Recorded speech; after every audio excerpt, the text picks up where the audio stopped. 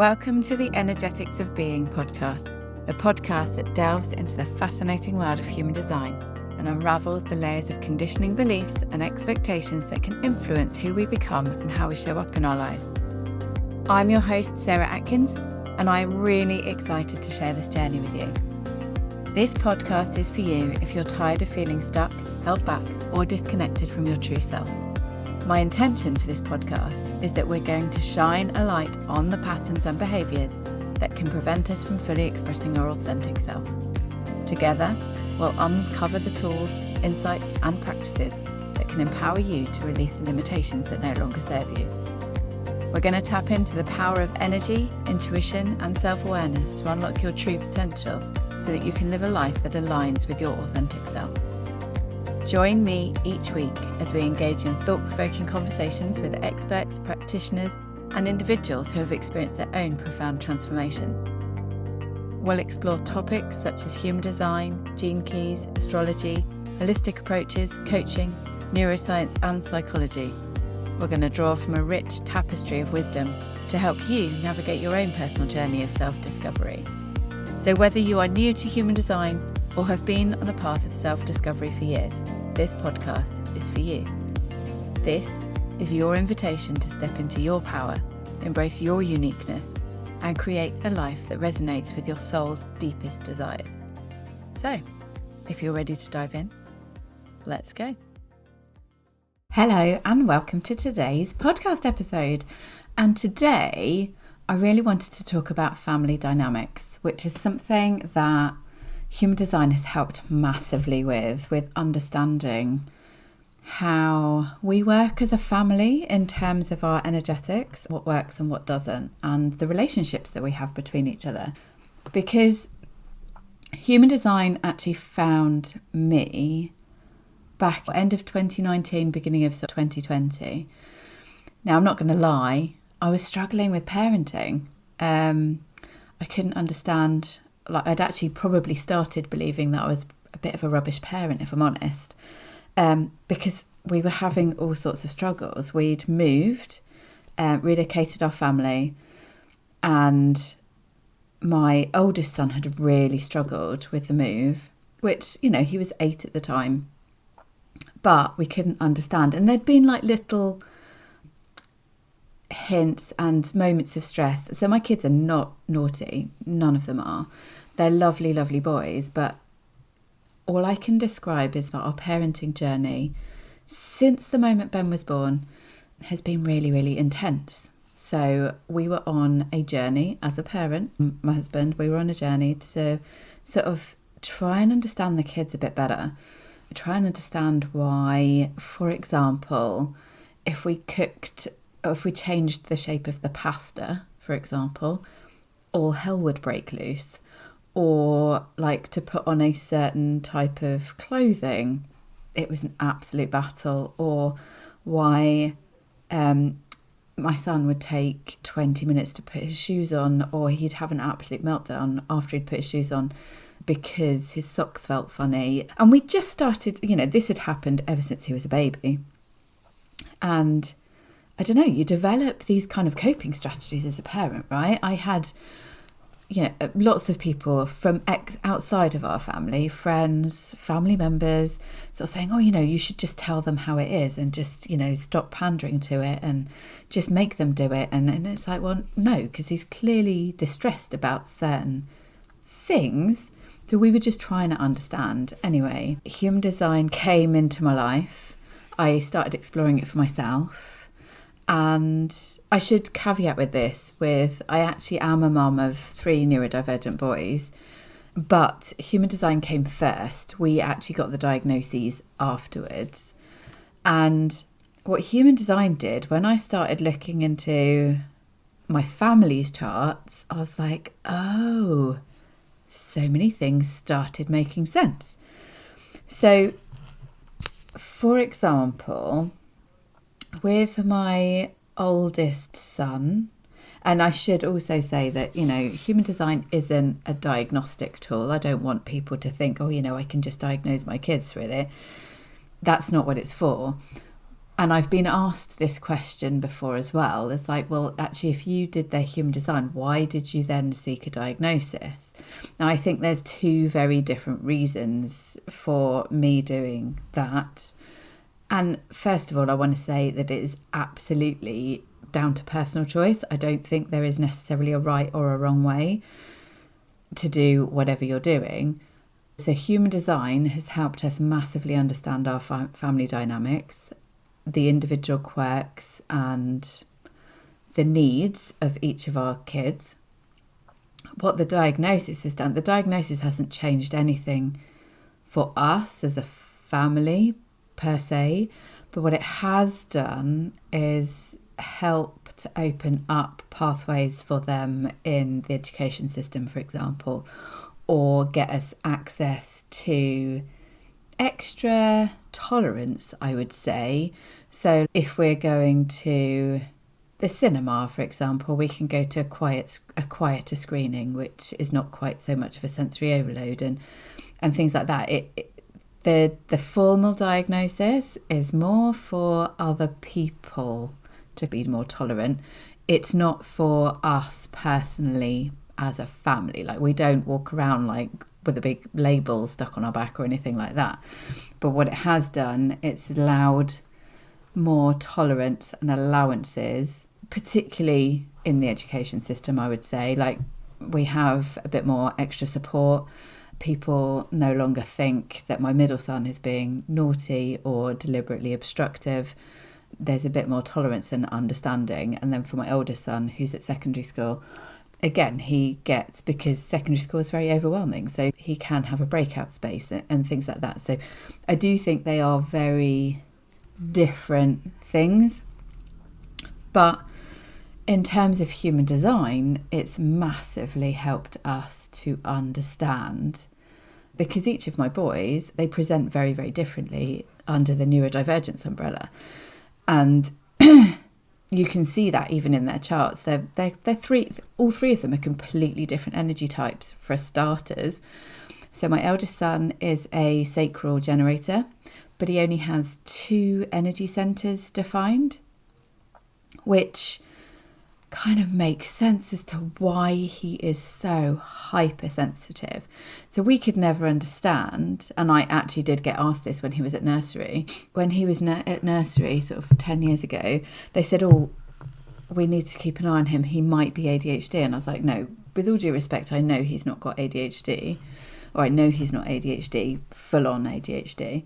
Because I was an ex-teacher, I'd seen kids, but they were like, well, when they have nursery and everything is so bright, there's a lot going on, and what they would do is they would set up, they'd have like 4 or 5 tables set up with activities, and he couldn't settle. So as soon as he kind of goes in, he's flooded with all of this information and people, and some people are doing some activities, and what the comment was is like, but he has to race around to all of the tables. And it's like, well, now I understand that what he's doing with all of his 7 open energy centers, he's sampling the energy at all of those different tables, like doing like 2, maybe a minute or 2 minutes at each one, to figure out where he feels comfortable and happy. And that's absolutely fine. Once he's found his thing and his space, then he will stay and he will settle. But to the outside world, it looks like he's completely hyperactive. He's flooded with all of this energy, and he picks up, he's highly sensitive to emotional energy. He's an empath. He can pick up, he's very prone to catastrophizing, which is a very common neurodivergent trait. But he can have something seemingly small, quite trivial, can turn into a massive existential crisis. Undefined crown, undefined ajna, undefined spleen, undefined solar plexus. So all of this stuff is going on for him, bless his heart. Now, understanding that has helped us massively in terms of like managing situations. So like going to birthday parties, going to school. We have put in practices at home where he can release that build up of additional energy. so that he has a safe space to kind of release that pressure. And he's much more able to kind of self-regulate his emotions. He's so emotionally intelligent, but that's because he has had a safe space to be able to understand more. We quite often get comments from his teachers to say that actually on an emotional level, he is far wiser than his peers. And this is, again, the beauty of the open centres in practice, because he doesn't have a fixed emotional wave. He doesn't have a fixed way of being. He has the ability to kind of learn and grow, and he understands much better now what situations are good for him and what aren't, so that he can recognise when he's finding things a bit much, and he's got the maturity now and the understanding of himself that he can kind of step out of that drama and remove himself, and he understands when he needs like that breakout space, which is amazing. I mean, he's only 13, so to be able to have that knowledge and that wisdom at such a young age, can you imagine? It's phenomenal. So he's been a really big, he was actually the driver behind me kind of delving deeper into this from a family perspective, because being able to support him has boosted his confidence. Secondary school, whilst it hasn't been easy, and it's not easy being a teenager, in doesn't matter where you are, but hopefully we've managed to smooth it out. And he's just he's such a gorgeous boy. He's such a lovely soul. Just seeing him grow and blossom as a mature young man is just a beautiful thing to see. So he was my first exploration. And then my middle son, now it's interesting with him. Obviously I love him dearly, but if I was to have any kind of friction points in my family, it's probably me and him. Now, understanding his chart was huge. He has a lot more definition than me. He has 5 energy centres defined. I only have 4. But he has different energy centres defined to me. So where I have an open throat, he has a defined throat. Where I have an open will, he has a defined will. Where I have an open root centre, he has a defined root centre, which kind of makes sense as to why we butt up against each other a little bit. I feel pressure from him in my open centres because of his definition.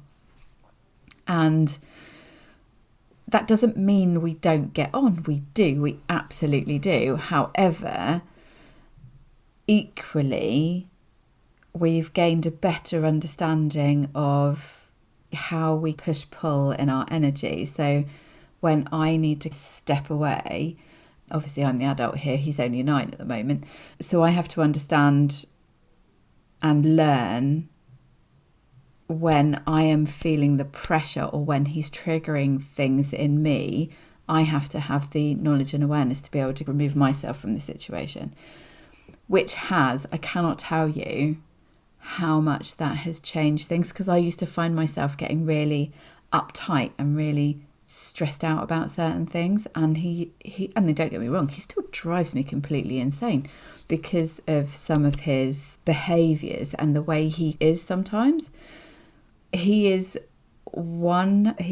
probably the only one out of the 3 that would have what I would call epic tantrums, like physical tantrums. Especially he really struggles with transitioning. And again, that's that defined will that you see there. If he decides he's going to do something, he is going to do it, and he doesn't care. He's got his agenda. Now he's a sacral authority, so follows his gut, but he's a manifesting generator, so he does have that manifester anger that comes with him, especially if you tell him no. He hates no. I mean, no kid likes to be told no, do they? But for him, it's an even bigger deal. So what we've had to learn, what we've had to teach him to do, because at school, he used to wander off. He used to get an idea in his head. He used to go off and do his thing. They used to lose him on a regular basis. I always remember feeling that I was mortified, if I'm honest, when my middle son, Nathan, was starting school. I got a phone call from school to say, we just wanted to reassure you, Mrs. Atkins, that we have secured over the summer, we've been doing some works to secure the perimeter because we understand that Nathan is a flight risk. And I was like, oh my God, how devastating is that? That's mortifying to know that.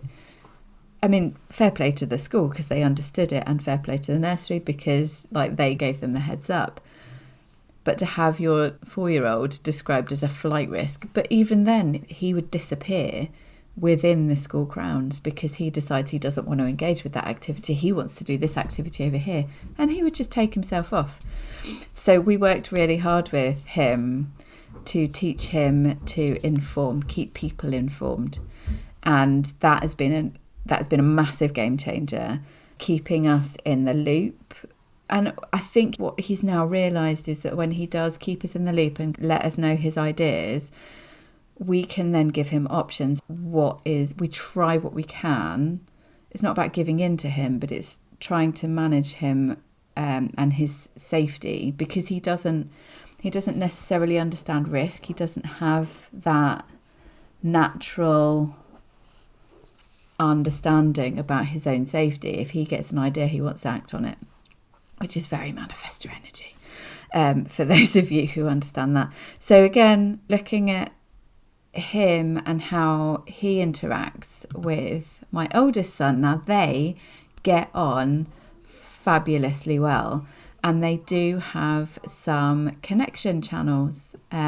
They connect with, I think it's 2 or 3 channels, which means that they have a really solid connection with each other.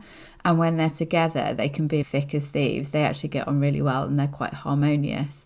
And so Nathan has an undefined G center, but Ben has a defined G center. So Nathan quite often does look to Ben for direction and for a bit of confidence. So Nathan can sort of come across as being quite shy. He'd very much be on the periphery of things. But if Ben was doing something, then he would engage. So he works really well with him. And then coming on to my youngest son, who's a projector.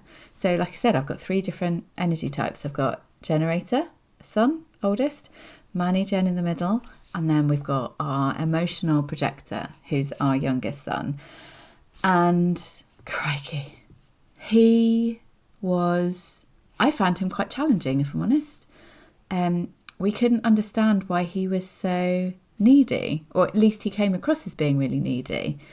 Needed a lot of attention, not very independent at this stage. He's getting there. I mean, he's now 6, nearly 7. But as soon as we understood more about the projector energy type, that very focused aura that they have, where they zone in on a one-to-one basis. He loves being in a one-to-one situation. So he would either zero in on myself as his parent or his caregiver, or on my husband. But he can be quite intense. And again, when we understood that, it was like, oh, okay, that makes a lot of sense. He needs your undivided attention. So the other 2 were quite independent and because they have enveloping auras, they can take in everything. Whereas Harry's very intense and very focused. He's got that very focused aura. And again, just understanding that about him, and what we've done a lot of is focusing on giving him the recognition that he craves, that he needs in order for him to shine. And by doing that, all of a sudden he didn't need us quite so much. He wasn't asking, mummy, look at this, look at this, look at this. We would say, wow, Harry, look at what you've done. That's amazing. And you've obviously worked really hard on that. And lots of growth mindset stuff, lots of praising the effort, praising the work. and offering up and inviting him to things. So, oh, Harry, I'd love it. You're such an expert on this. Can you help me with this? Just seeing his confidence grow. And the more confident he's grown, the more solid he is with knowing who he is. And that's developed his independence. He can still have wobbles. He's very little still. But just understanding that about himself. And what's really lovely is that I think at the school where he is, I mean, the school that they're at is amazing, so I can't speak highly enough of them. But he needs people to see him. He needs, I mean, all kids love to be recognised, don't they? But he needs it more than ever. And what we've been really fortunate with is that the teachers, even the teachers that he's had, if he's having a wobbly day, they invite him in, and they invite him in to be the expert and to, oh, Harry, I'd love it if you could do this to help me because you're so good at this. It's recognising his skill set and recognising him for who he is. Whilst all children do thrive under that, but he values that more than any of my other two kids. So just seeing that is a beautiful thing. And with my husband, I mean, we are, don't get me wrong, I've mentioned before, it's never been perfect. It's been lots of ups and downs, but we do balance each other out really well. So he is an empath. He is an undefined emotional centre. I am a defined emotional centre, along with my youngest son. So we have 3 empaths in our house, 2 emotionally defined, so me and my youngest. Understanding that, huge. Knowing that myself and my youngest are responsible for bringing emotional energy into the house and potentially triggering and amplifying that energy through my husband and the 2 boys. Just understanding that. So when Harry is having a particularly sort of emotionally low day, or it can be a bit challenging, I'm the one that can cope with it and manage it. So I help him with his self-regulation because I can deal with it. Whereas everybody else in the house almost needs to have a bit of a distance and understand that it's not their emotions, that they're picking up on the emotional energy of either myself or their younger brother. And again, it's completely calmed the house down, which is just much easier to manage. As a family unit, I've pulled together a penta chart. You can pull together up to 5 charts to have a look at the connection. And our penta, between the 5 of us, has every energy centre defined. So when we're all in the house together, it can be quite intense, which is fine. And we've got a relatively decent sized house. So it's funny when we all come together, we're quite often all in the house, but all in different parts of the house. So I might be in my office, my husband will be in his office downstairs. My youngest son will be in the front room. My eldest son will be up in the loft. And then my middle son will be out in the back room. And we do come together. I'm not saying we're all individuals, but with all of that definition and a lot of energy kind of in the house, there is a recognition that we don't have to be together all of the time, which has been a big thing for me as a parent, because I had this idea, you have this image of how family life should be. And actually, the more I've leaned into meeting the individual needs, the easier it is when we are together. That dynamic has shifted, and we have a laugh. We have such a lovely time. We probably spend more time laughing than we do being annoyed with each other, because we're not feeding that tension or that friction. We're allowing the individuals to crack on and understand what their needs are and meet their needs. Which leads me on to profiles, really. I will do a separate episode on this, but there are 12 potential profiles with human design, and we have 4 different ones in our household out of 5 people. So we've got my husband, who's a 6'2". I am a 3'5". My eldest son is a 2-4 profile. Then my middle son is also a 6'2", like my husband. And then my youngest son is a 5'1".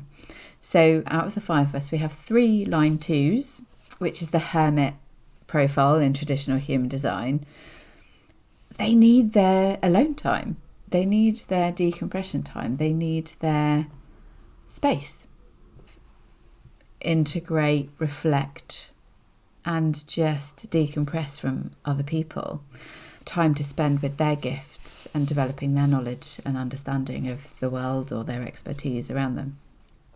Understanding that, like at the end of a busy day where they've been interacting at like work or school or whatever, when we come home into our safe space, they will go off to their separate spaces because that's what they need. Me, 3-5, I like to be doing. I like to be experimenting. I'm the only one that likes to do that kind of thing in my family.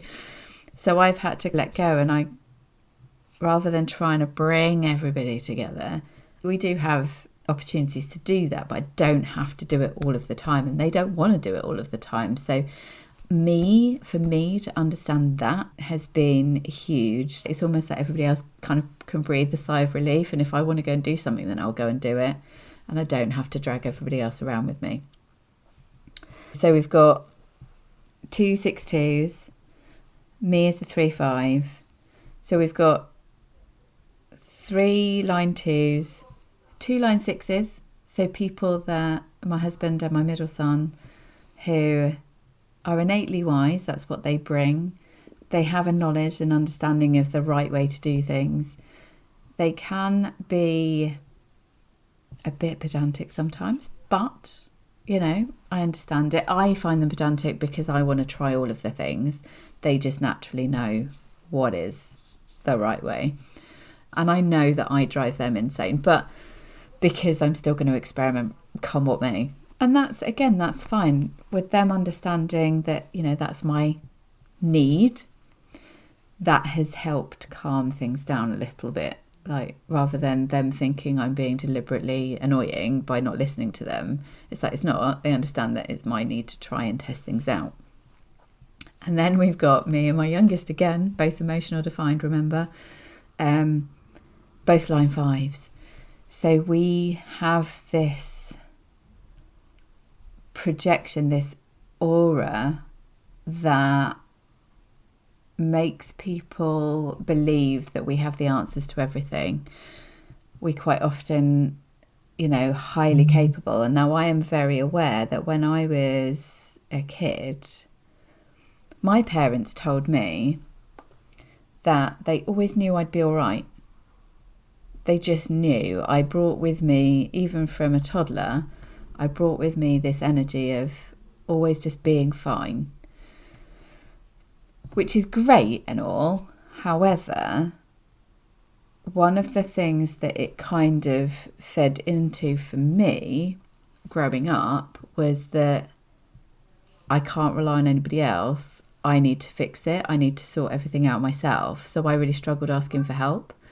I'm the archetypal swan. So what people don't see is this like frantic paddling of my feet underneath the surface. What people would see externally is, oh, she knows the answer. We'll go and ask Sarah. And what I am conscious of is that I've seen that behaviour appearing in Harry. Like, everybody always thinks he's fine. What I don't want for him is to burn out. He's more prone to burn out because he's a projector. And I did burn out myself, and I've had, panic attacks and all sorts, sort of after I left university. I burnt out in 2008 because I had this almost like a keep calm, carry on aura. And nobody really knew what was going on under the surface, which is the flip side to the line 5. Whilst line 5s are highly capable and got good leadership qualities and things like that, it doesn't mean they can't ask for help, and it doesn't mean that they're responsible for rescuing or fixing and saving everybody else. And I'm very conscious that I want Harry to understand that he doesn't have to take responsibility for everybody. To grow up with that confidence to say no, that's what we are kind of currently working on. So with all of this understanding comes wisdom, right? Just raised self-awareness. I imagine a world where our kids grow up being able to advocate for themselves, to be able to understand what their needs are. I mean, hell, women, think about women and the generations of women that have had to put their needs aside because, you know, they're natural caregivers. And that's not to take anything away from the single dads or the, you know, male parents, but just in general, throughout centuries, the traditional archetype of a woman is as a caregiver, whether it's looking after parents, looking after relatives, looking after their friendships, relationships, children, siblings, you know, whatever. It's the women that are conditioned to be the caregivers, to be the nurturers. And it's in every sense of media that we watch, TV shows, Bible stories, just normal stories. I know that we're trying to change the narrative now with lots of positive role models and developing that traditional archetype. But a lot of this is coded into our DNA, right? If you think about your mother and then her mother and then her mother's mother and look at all of those archetypes going all the way back down that matriarchal line, look at the roles that they played. That gets coded into your DNA. Now, I don't have daughters. I don't have girls. I have a niece who is very fiercely independent and I'm super proud, but she is also a 3-5 profile like me, which is awesome. So we have a really good understanding of each other and we have a great relationship. I have boys.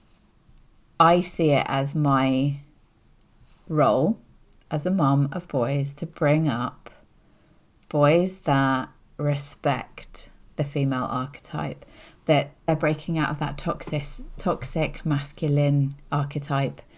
They are highly sensitive. They are elevated in their own energy and they can be their own archetype, their own up-leveled selves, their own advocate for their own needs and emotional intelligence and just understanding themselves rather than buying into these toxic masculine archetypes that is conditioned into their DNA. I think as parents, as human beings, we are moving into a different way of doing things. Because I think this is how we are going to evolve as humans. And I don't think there's anything wrong with being able to advocate for our own needs and generally just understanding other people. If we could just be a bit kinder to each other, have more tolerance in the world, not just from, obviously my lens is through neurodivergence, but not just through that, you know, just through everything, I believe the world would be a better place. And I strongly believe that the more you can be, the more you can amplify your uniqueness, the more people will be living in alignment. And the more people that are aligned with their true self, that raises the energy and magnetizes everything in the world. And it has this ripple effect of people wouldn't be living so much in their shadow side. There'd be less violence, there would be less hatred, there'd be less vitriol in the world, there'd be less conflict, because we wouldn't be trying to impose our own ideas and ideals on everybody else. We'd be more accepting of the individuality. The more we can embrace our individuality and uniqueness and accept that other people are individual and unique, then that elevates the whole world. That might sound really idealistic, but I am forever the optimist. That's the joys of being a 3-5. It's just who I am, and I'm okay with that. It might really piss other people off, but quite honestly, I don't give a shit anymore. I used to but I don't. I am here for the up-leveled version of me, the aligned version of me, and the aligned version of all the individuals that I come across and work with. And it's all about creating a positive impact in the world. It starts with your family. I hope that this has been interesting. I hope that it might have encouraged you to possibly go and have a look at your own chart and maybe look at the family members, because it's made a massive difference just even understanding my parents and my relationship to my brother. I mean, that's a whole other different story, and maybe I'll go into that one day. But for the time being, I would love to hear your thoughts on your family dynamics and how human design might be able to help you create a calmer household. Thanks for listening. Thank you for joining me on this episode of The Energetics of Being. I hope you found our exploration today both insightful and inspiring. And if you resonated with what you heard today, I invite you to subscribe, rate and review this podcast on your preferred platform, whatever that might be. Your feedback is really invaluable and it helps us to reach even more listeners on their own journey of self-discovery. And remember, the conversation doesn't have to end here. You can connect with me on social media. I'm on Instagram under the handle @sarah.m.atkins, or you can find me on Facebook just as Sarah Atkins. You could even come and join my Facebook group, The Energetics of Being, where you can share your thoughts, questions, or your own personal experiences. I would really love to hear from you and continue our conversation there. I am on a personal mission to bring you thought-provoking conversations and practical insights to help you break free from the conditioning that holds you back, allowing your true self to shine brilliantly. And as we close out this episode, take a moment to reflect on what you've learned today. How can you apply these insights to your own life? What steps can you take to further align with your own authentic self? Thank you again for listening. I really do appreciate you choosing to spend some time with me. And until next time, remember that you are a unique, once-in-a-lifetime expression of the universe. Embrace your individuality, trust your inner wisdom, and keep shining your light brightly. Take care, and we'll catch you in the next episode of The Energetics of Being. Stay curious, stay authentic, and stay true to you.